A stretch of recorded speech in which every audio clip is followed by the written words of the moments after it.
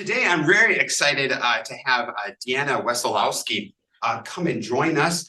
Deanna completed her MA right here at UW-Milwaukee and her PhD at the University of Missouri.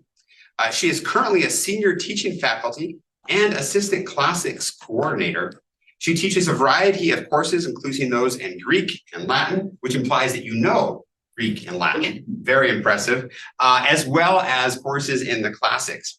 Today, she joins us to speak about the use of AI to enhance student assignments. Yeah, welcome. Great, and thank you for making it today, for reading everything. So I appreciate you being here. So to kind of just get started, I teach in the classics program, which really for a long time now, since, for the last 10 years, we've been battling online essays existing for classical mythology, for ancient history type things. So we were already in our program, we were already facing a number of challenges to rethink how we were approaching having students write for us. And so last fall, last December, when Chat-GPT kind of popped up as this, after my initial heart sink and kind of, really upset feelings about it, I realized that this was going to be another way that I was going to have to rethink how I approached having students write about ancient subjects. And so I teach Classics 211, which is a class that spans the Hellenistic period from Alexander the Great to Augustus. And after we read the history of Alexander the Great's life, I would have them write an essay asking the question, was Alexander great? Because you can take either side, and the sources will support you. And my goal with that was for the students to analyze the primary sources and really focus on the texts that we were reading, because they're coming from a variety of ancient primary sources. The problem was that the essays were not that great. They weren't showing a really high level of engagement with the texts. And now, as of last December, Chat-GPT was available. So this was the kind of impetus to think about how to change how I was doing this assignment. So what I decided to do was to have Chat-GPT generate an essay on Alexander being great, and then have the students annotate it. So there was no citations in this generic essay that Chat-GPT created. And so I would have the idea was to have the students use those primary sources as the annotations.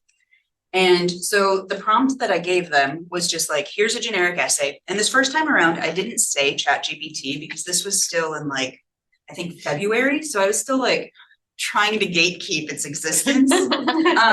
This time in this current iteration, this semester, I just said it's a Chat-GPT essay and it's not very good. So that way I could foreground the fact that, you can use Chat-GPT, but it might not be the best source.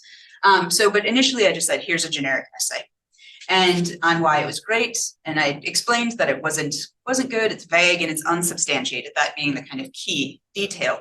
And so for the first writing assignment, I had them annotate the essay based on what they've read. And so the next step then was well, what does that look like? Because then what? Now you're just grading a bunch of footnotes. And so, so what I decided was that I needed to make this clear and also easy for me to grade, because otherwise I was just going to get lost in a lot of very small font words. So what I decided to do is I had them do three things. They needed to expand on 3 points in the essay.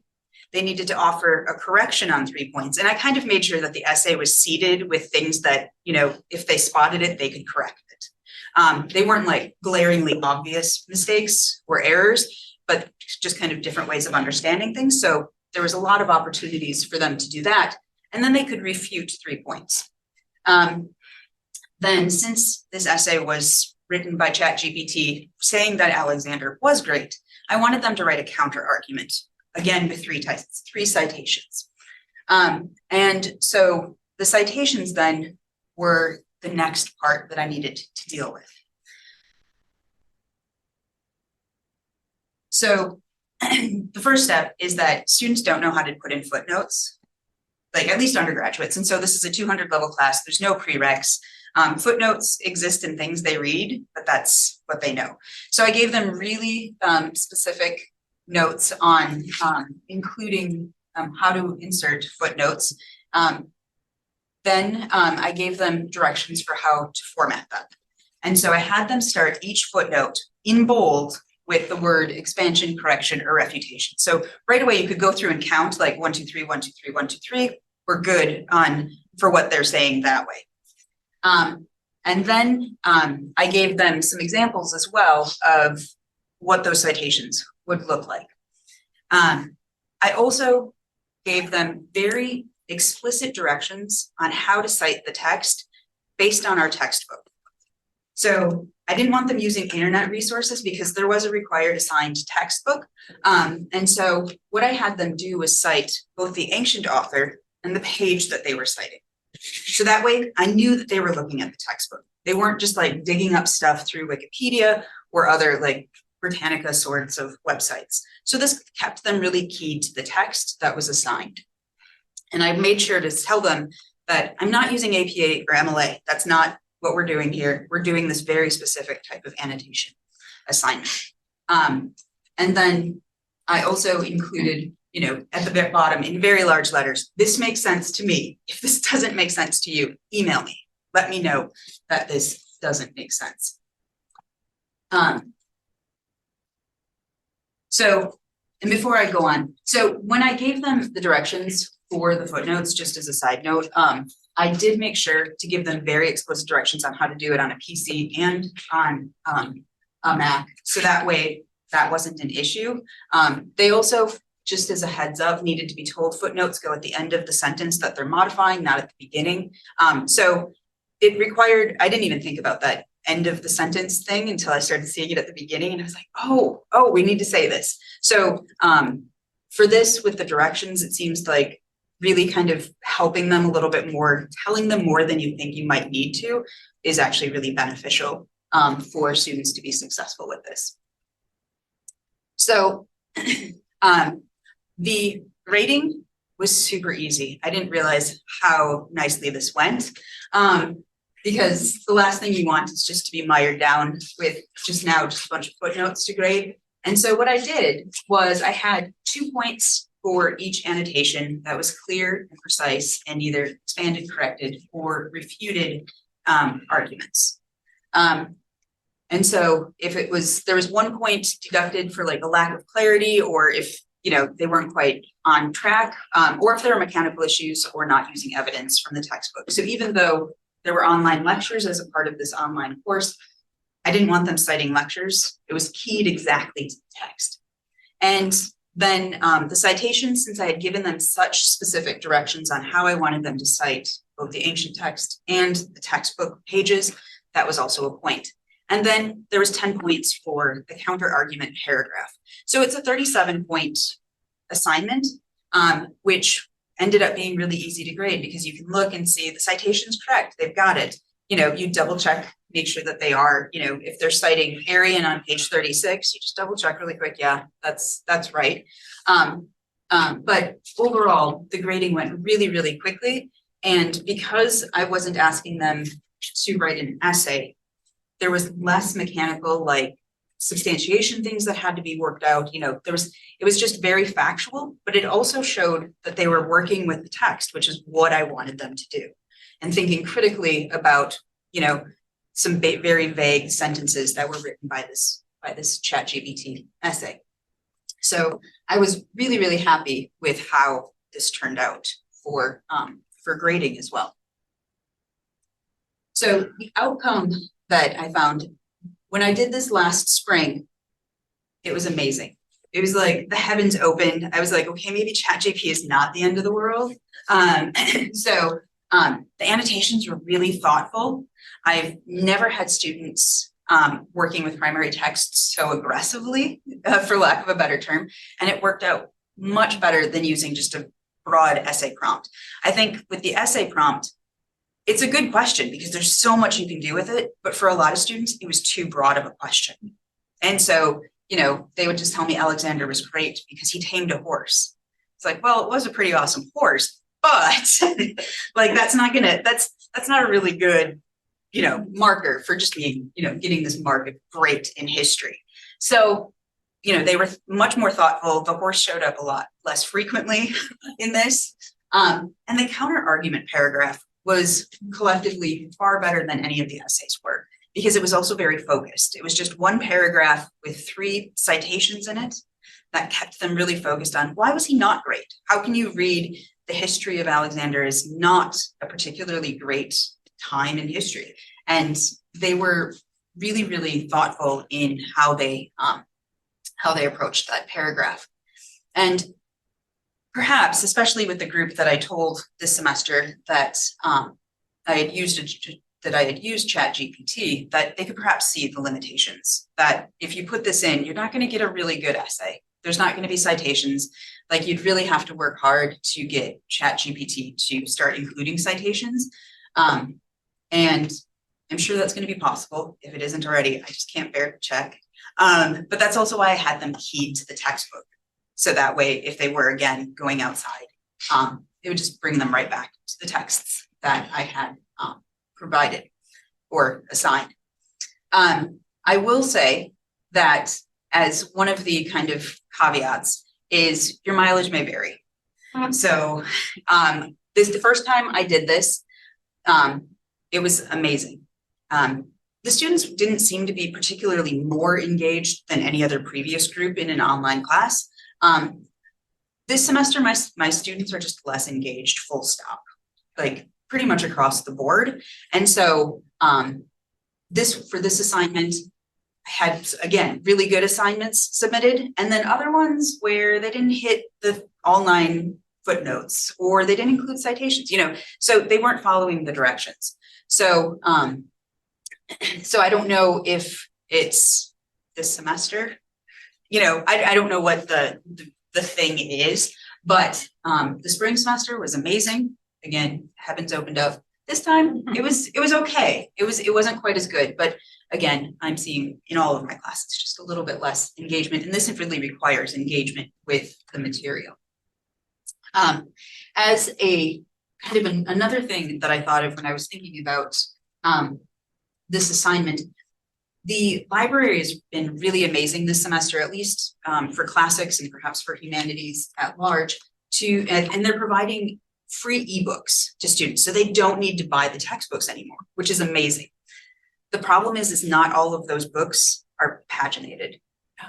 And so like that, I discovered that's like a new wrinkle. So this textbook it doesn't have the page numbers. And so when creating these assignments, if you do have an ebook available through the library, you might need to tell them to use the PDF page number, or another workaround if you want it to be really, really specifically keyed. And even with these ebooks available for free to the students, they were still going to, different websites and finding illegal PDFs and using those. And so having wording that, if you're using a physical book or the library ebook would also be helpful for, keeping them focused. Since that ebook, it's an amazing opportunity for them to not have to pay for the books, but it does create another wrinkle for the citations. So that's what I have for my presentation.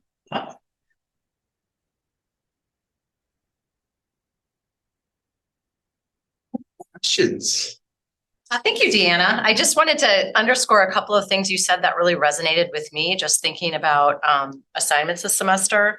The first is that I think it's critically important that we be teaching other types of source documentation, like footnotes and endnotes, which are much more prevalent outside of academia in professional writing.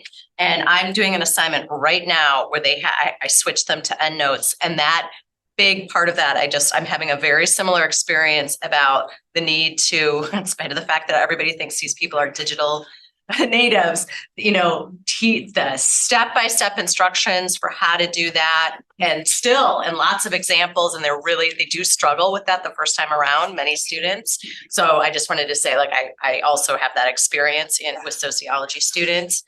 And the other thing that I really connected to with what you said, ChatGPT aside, is that I think this idea of trying to get students in all of their writing to link back to a text with page numbers. I mean, I've been practicing that all semester in my class, and it really forces them to demonstrate their knowledge.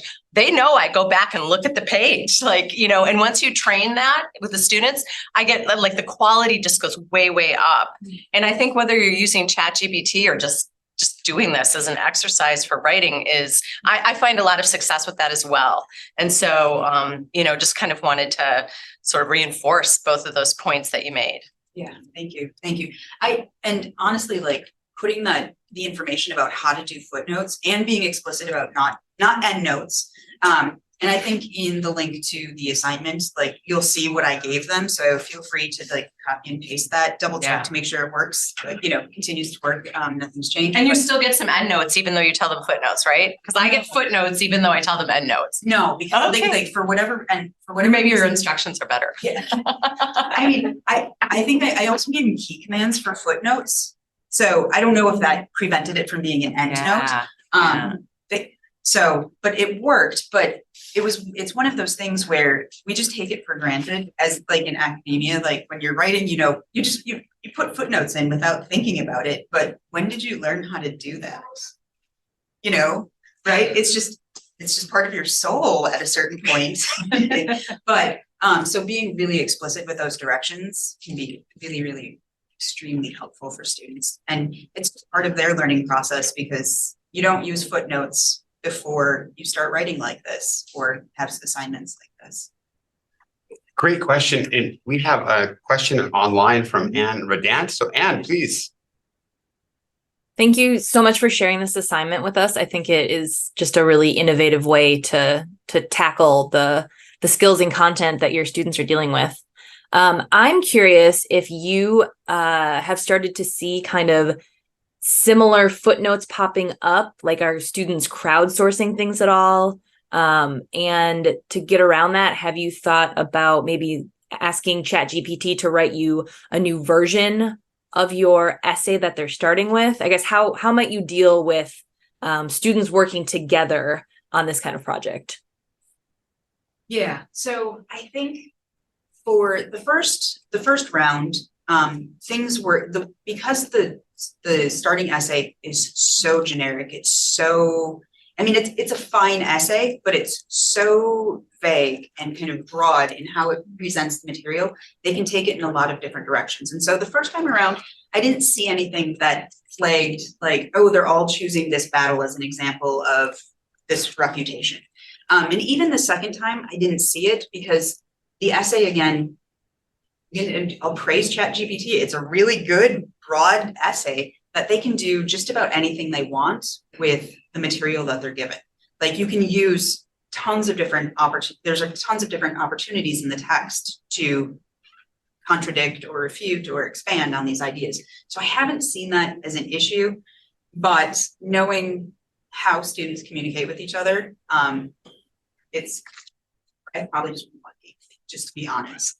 Another thing that I've been kind of another idea I've been batting around is using hypothesis for social annotation. So they're already working together in groups, but I just haven't gotten so far as to make the jump to using hypothesis yet, but I have a feeling that might be the next step if I start to see footnotes that are remarkably similar to each other coming up.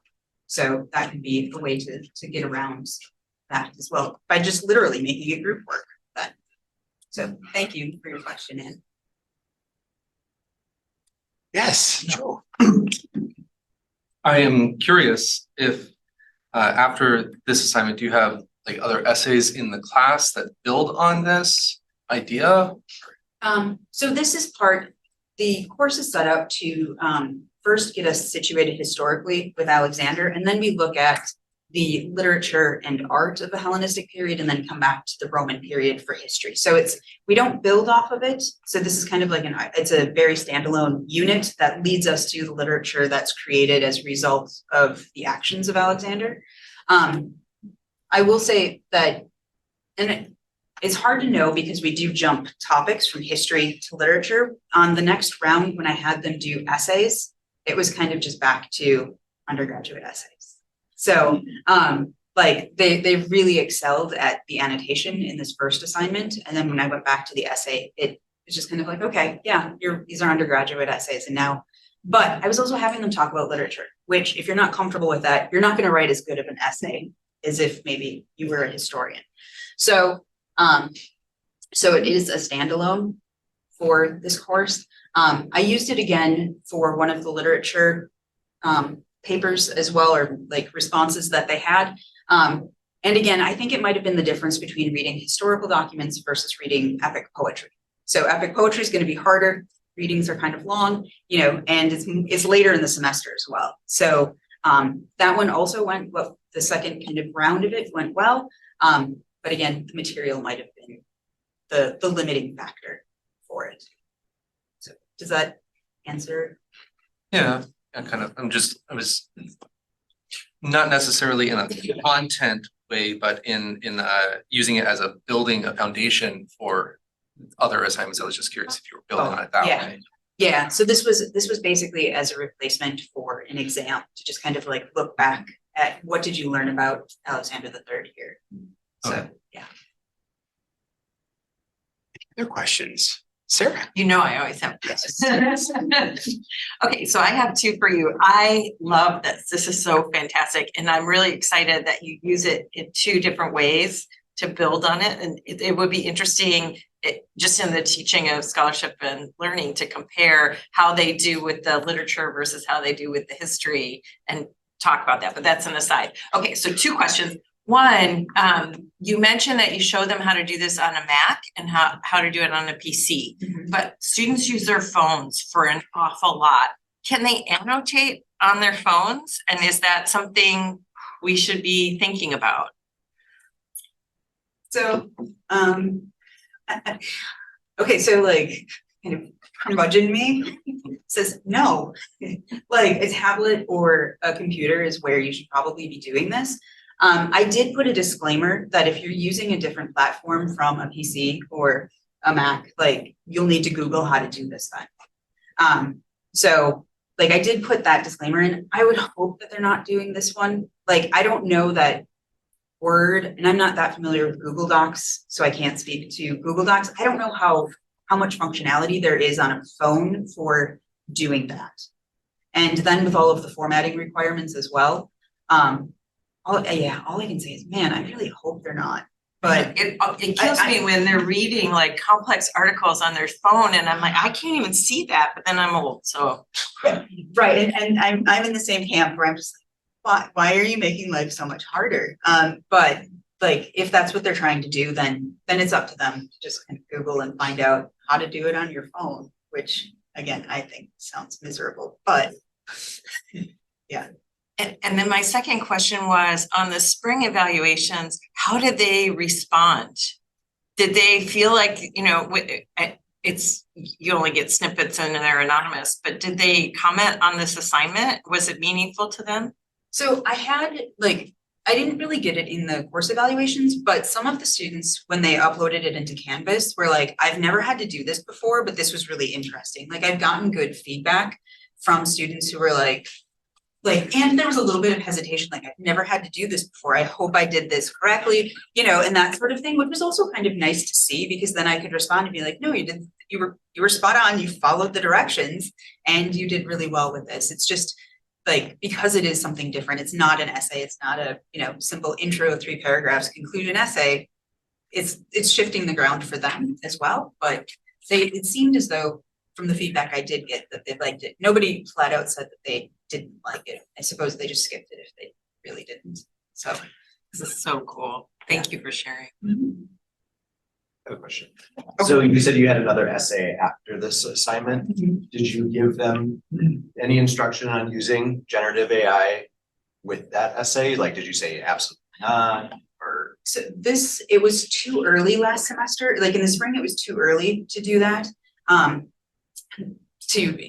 Because we didn't even have good language as a university, you know, like we were still just in like crisis mode, I think, until kind of later in the semester. So, but what I did is I had it keyed to the text again. So like they were comparing the one poem against other predecessor poems, like antecedent poems. And so they were again keyed in really tightly to the texts. So they were doing a variation on what they were doing with that first one, just writing it out as an essay instead of just giving, the substantiation for it. But yeah, I didn't say anything, and I didn't say anything about not using Chat-GPT this semester either.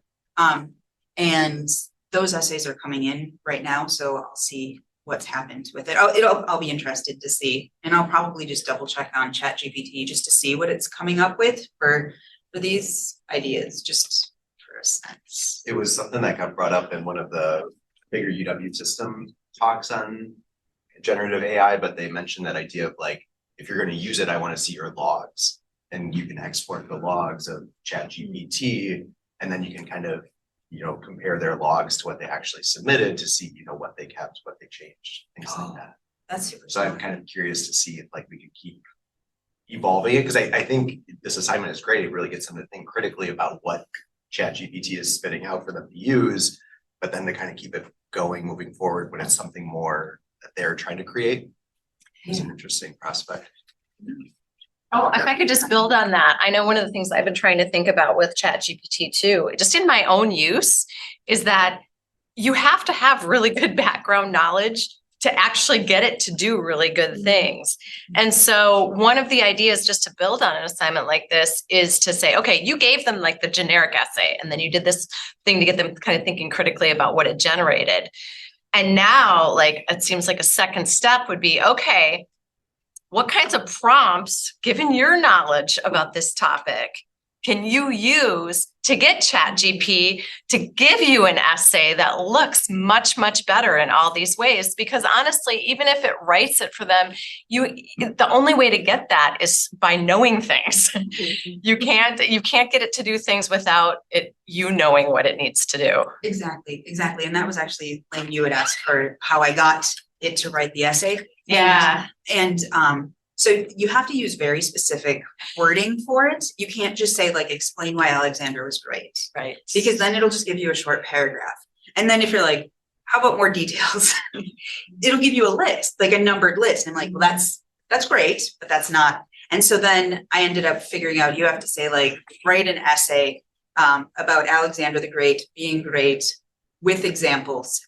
And so writing an essay is the thing that made it create, I think it ended up being like a 7-paragraph essay. And so like, then it gave, and I was like, that's great. 7 paragraphs, that's a lot of material to work with. It was also not an overwhelmingly long essay. But you had to be really careful of how to do that and how you worded it. Otherwise, it's really good at spitting out lists, like things Alexander did, a checklist. Yeah.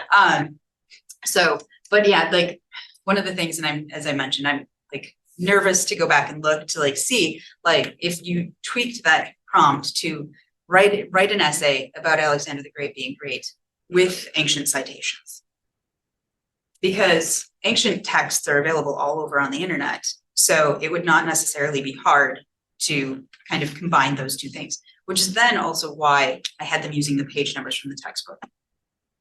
So I was like, no, that's fine. That's fine if you can find this source, but where did we read that? Like, what part of his life did we read that in? And so that was my way to like, okay, sure, you could try to do this, but using those textbook citations keeps them back in where they're supposed to be, or where I want them to be at least. Thank you for the great questions.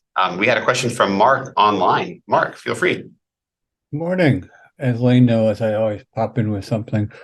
I really like this idea. I have a essay where I ask students to compare my history of geology class, a couple of things, and it's always a struggle for them, I think, to read. I mean, there's only a few base works that they'll be consulting, but trying to get them to actually use the information is always a struggle for some of them. And I kind of like this idea of the annotation. Going back, our annotation styles are quite different in the sciences, but still basically, I spend a lot of time trying to get them to understand how to use them.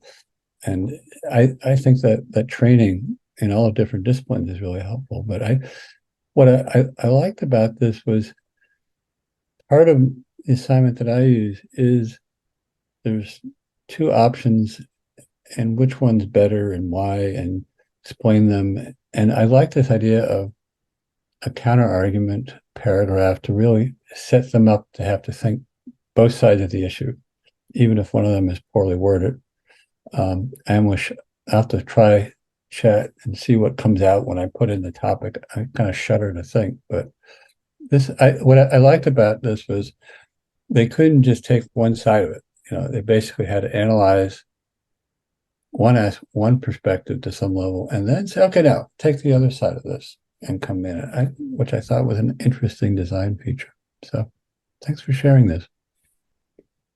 And like I had said, the counter argument paragraphs, even though they, they weren't long, they were like maybe 5 to 6 sentences long, maybe a little bit longer for, they were really excited about something.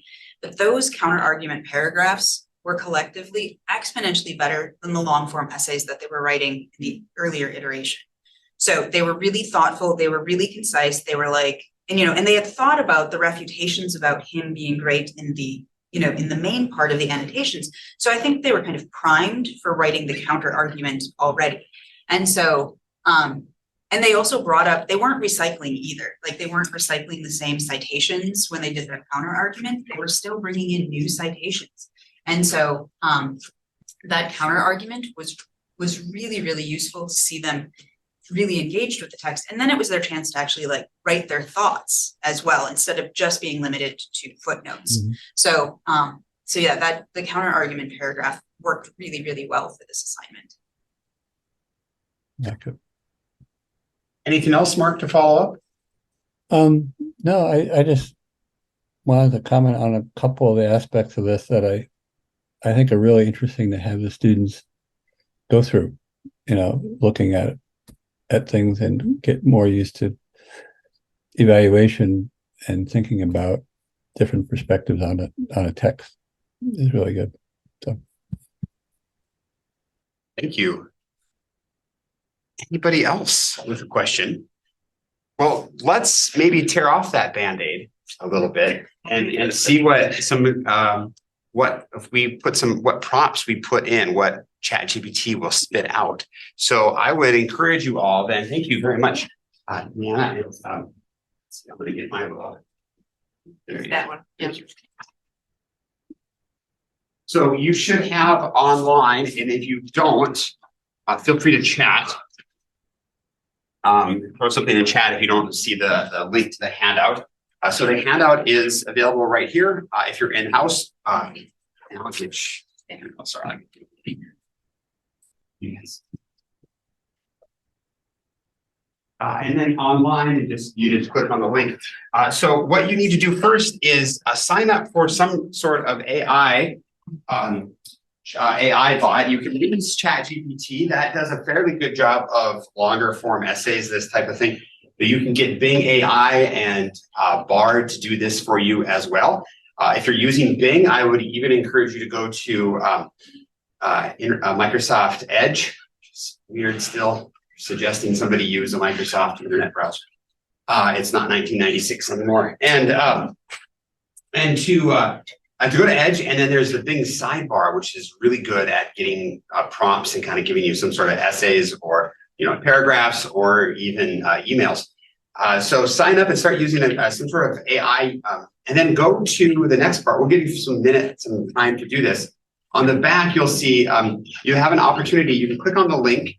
Even if you have a hard copy, you can QR code it and you can get to that link as well.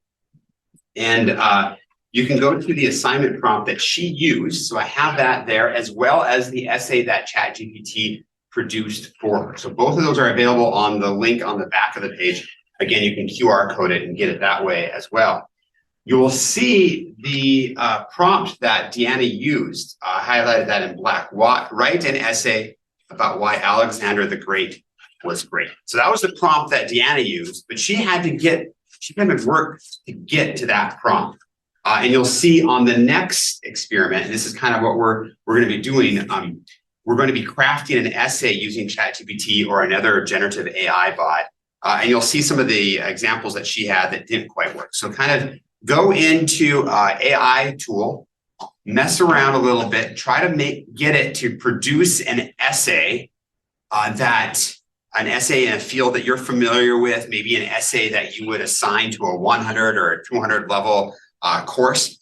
And then review that. And you may have to experiment. So kind of fiddle around with the prompts that you're using, see what kind of essay you can get it to produce. And then I want us all to come back together and we can talk a little bit about what kind of essays Chat-GPT is giving. Are they particularly good? Do they have a predictable format that I often see in the history courses and the history assignments that I kind of throw into Chat-GPT and see what it comes up with? What kind of results are you getting? So we're going to take maybe 4 minutes to look that over, kind of produce some prompts, get some essays going, see what you find. Mark, I'm going to encourage you to go on and see what, kind of what happens when you put some of your assignments into ChatGPT, see what happens. And then let's talk about that a little bit after you've had a chance. All I can say, Lane, is it's ugly. Is it ugly as in bad or ugly as in it's really good and it's scary? As in it's awful. There's a little hope there. Bing gave me an image to go with my essay. Ooh, yes, yeah. Google Slides will have that built into it now as well. You can put prompts in to get images out of it. Well, so for those who aren't aware, a recent Microsoft update included their Microsoft, Windows. Windows, The okay. Windows update to the most recent version of Windows includes a preview of their AI assistant that they're calling, I don't know what, Copilot. Oh, okay. Not Not Skynet. I really okay. Just no, it's not Cortana. Okay. They've heard of it. So that this Copilot preview just included with the update to Windows 11. I was also throwing the asked it to write an essay, and it went ahead and threw some citations in there from the internet. So this is using the Bing AI essentially built in, and it's got citations where I can just click on it, and it takes me over. Here's a Britannica article about Alexander the Great that was used as a citation. It's actually using not just Wikipedia, which is It's just using the internet, which is interesting. Yeah, we can. I was just gonna say, I didn't do that classics thing. I did something for the class I'm teaching right now. So I asked it to produce a 7-paragraph essay that generates an argument for why the American family is in decline using citations from articles in peer-reviewed sociology journals. So I'm using Chat-GPT. Okay. And are you at 3.5 or 4? 3.5. Okay. Yeah.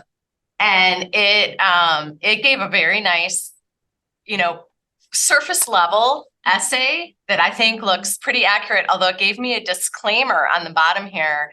To create a complete essay with accurate citations, you would need to access specific peer-reviewed sociology journals gathered. So it wouldn't give me the citations, and it gave me a little notice up at the beginning that it wasn't going to do that. So one thing I could do with something like this is have them generate this, and then I think a building assignment would be to go and find citations to back up these different. It's raising some good issues, and then they could try to find sources that they think would do a good job of credible sources that would back this up. Yeah. Some of the I know I've heard us, and this is one thing to keep in mind as well, is that I've had instructors, and maybe it was in active teaching lab, somebody was telling me that they got an assignment from a student, and at the end it said, well, what would I know? I'm an AI bot. Yeah, they're not always thinking. So but yeah, so that they do, but that's interesting. That's an interesting assignment as well to kind of flip that around. So somebody else was going to go to Joe? Well, I wanted to go off that thing with the citations. I know a little earlier in ChatGPT 3.5, there was an issue where if you asked it for citations, sometimes it would give you a correct citation, and sometimes it would just make something up. Yes. They've clearly done something. Yeah, they've definitely worked on that. Yeah. I remember getting quite a few of those. Yes, at the earlier this year. Yeah. Hejun, did you have a comment? Oh yeah, I used the Bing, and then this semester actually I'm grading student position paper right now, but I asked Bing about creating the essay for like international relations regarding this nuclear plant, water release in Japan from the neighboring country's perspective. And Being gave me a really good essay, proper citation and footnote. So I just wow, should I? I'm just shocked now. How can I grade my student work? I mean, That's it, yeah. And so it's a good essay. It's not just something superficial. Mark, you had your hand raised. Oh, man, this is such a mess. It's great. I think the trick is pick something that's so obscure that very little literature on it. But I've been playing with trying to sharpen up the prompt, and it doesn't get to comparing two ideas, what's some of the primary evidence, and it just can't get there. Which is really interesting because maybe not a surprise, but it's really interesting how trying to drive it to actually do certain things and it can't get there. This is Chat-GPT. Okay, Chat-GPT. First effort. And it's admittedly the reference material on this topic is small, let's put it that way. And it just can't get beyond the generalizations that are in other books that really don't tell you what's going on. So interesting.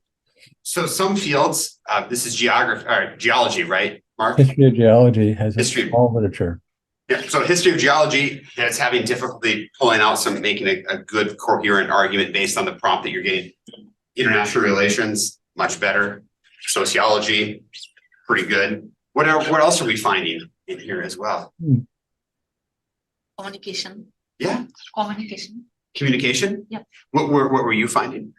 Actually, I'm just trying. I have not given it yet. Oh, that's okay. Yeah. Yes.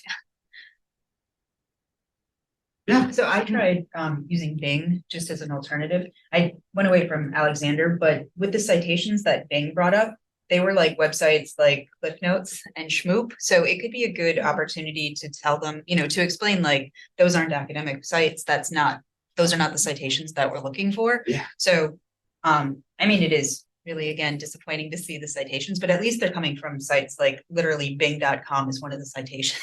It's really sort of circular. That's interesting. Nice check on itself. Huh? Right, Yeah. right. But it could be a good teaching moment to explain like why these aren't Yeah. sites that we use for academic writing. Well, and that's what I think is so interesting about one, you restricting the citations, like where you can find the sources. I think that's really smart. And then the other part as well of just like, at one point, maybe at a 300 or 400 level, if you're thinking, they're starting to get more specialized, knowing how to do footnotes is important, but focusing the assignment on what's important, not knowing the MLA structure.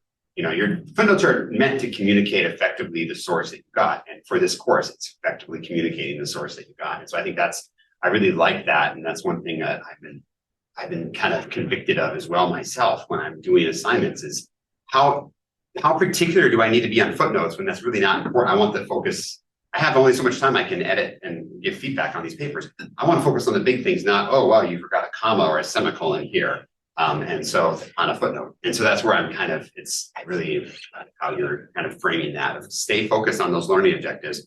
Footnotes probably aren't learning objective at a 100 or 200 level points. So that's really good.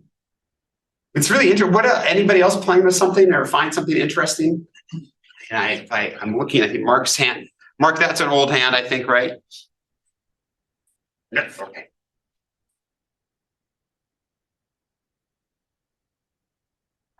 All right. Well, do keep this in mind. Sarah, were you going to say something? Oh, I was going in a little bit of a different direction with this, given what I teach and thinking about my work. And I asked for 3 paragraphs explaining inclusive teaching and why it's important. And it's a lovely 3 paragraphs. And so I'm just reflecting on the usefulness of this tool as a productivity tool. So Yeah, I'm not at the moment. Yeah, I did think a little bit about my teaching context and like create facilitation agendas. And I'm like, oh, these are fine. But my students would still need to, you know, it's always generic and Yeah. so, but just going in the direction of thinking about how it could increase my own productivity to get Chat-GPT to give me stuff that I could use in my work. But I also appreciate what you were saying, Noelle, about like to recognize the quality or not. We need to know our field. I know a lot of people that are using ChatGPT in their work to write letters, Mhm. and I mean, there are a lot of ways. I think it is a Mhm. productivity enhancer, and it's going to continue to be. I Yeah. just think it's going to be how we do things. Yeah, yeah. So I'm just reflecting on like what our students will need to learn in order to be able to use it effectively as a productivity tool. Yeah. Which is a completely different, well, maybe not completely different, but a very different thing from kind of, oh, let me use it as a shortcut Yeah. to fulfilling this assignment. And that's such an interesting conversation to be having, I don't know, in your head, but with your students, but like what, and really going back anytime you do an assignment is what's the point of this assignment? You know, am I trying to teach them writing and argument, you know, or am I trying to teach them how to create an argument? Oh, writing and teach them how to write, teach them how to form an argument and communicate that maybe are slightly different things. And maybe it's more of like, I want them to understand this topic better and should demonstrate that. So it's what is the learning objective and then teaching them how to do that effectively. Were you going to say something? Yeah. Oh, well, this connects to something that I really loved about your assignment example, Deanna, is that like if we simply ask our students, write an essay, we're asking them to put together a lot of different skills. And your assignment breaks it down to get them to focus on this skill of expanding a point. What does it? This skill of refuting a point, or making a correction. Like sort of they get to hone in and practice more particular skills without needing to activate all of them at once. Yeah.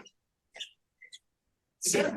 The other Sarah. Deanna, your class is online, right? Yeah, So totally these students are talking with, is it synchronous or asynchronous? Asynchronous. Asynchronous. So this is just beautiful, to Sarah's point, it's beautiful scaffolding to get them to think. And it would be interesting to use it. I love that you're using it in parallel assignments, but then what if you did a final assignment with like, okay, now use these things that you've learned to create your essay. Yeah, that could be really interesting.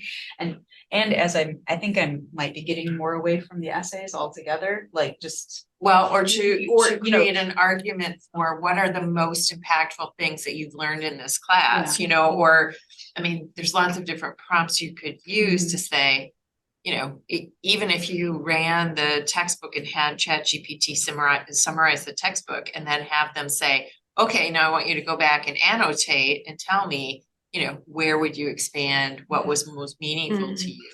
Yeah, that's brilliant. That would be cool. Yeah. Doris has a question from online. Doris. Yeah, so thank you very much. So I'm Doris, a student, PhD student in the School of Nursing. And so I put in about, I asked them to write an essay on disability justice, and then how experiences of disability justice and how to improve policy decisions on that. And it came up with very good points. I mean, one of such classes. So it came up with very good points. Then I asked it to add references. Then he came with apologies and asking me to access the databases. And then give me examples of the databases, APA, MLA, and all the stuff to be able to, because since it updates in January 2022, it's not able to give concise references. So I think it's very good, but you need to know your stuff. You need to know your articles where to get the right information from. Otherwise, it will just be a general perspective. That's what I have to say. Yeah. Just the general. Yeah, no, that's a good point. Thank you, Doris. Gotta be precise on that. No, thank you. Well, it's already every time I ask somebody to talk from online, it always feels like I'm summoning a spirit. It's just it's like, oh, please, Doris, come and talk to us. And you do. Thank you, Doris. I appreciate that. I'm afraid though I'm gonna have to cut it short, though we're just running out of time.